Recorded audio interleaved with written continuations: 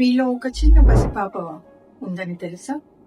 ఆ పసిపాప గాలి పడిందని మీకు అర్థమవుతుందా? ఆ పసిపాప ఎవరని అనుకుంటున్నారా? అది మీ చిన్నప్పుడే 7 సంవత్సరాలప్పుడు మీరు ఫ్రెండ్స్.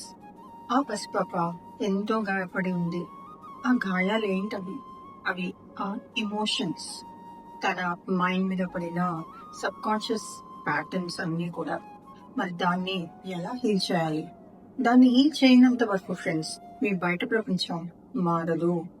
మీరు కొత్తగా ఏదైనా సృష్టించాలి అంటే మీ సబ్ కాన్షియస్ మైండ్ ని హీల్ చేసుకోవాల్సిందే.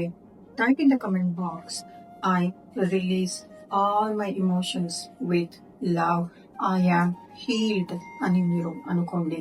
ఎరుకతో ఈ ప్యాటర్న్స్ అన్నీ కూడా పాజిటివ్ గా బ్రేక్ చేయండి ఫ్రెండ్స్. హోపనపన మంత్ర ద్వారా ఇలా 21 days చేసి చూడండి.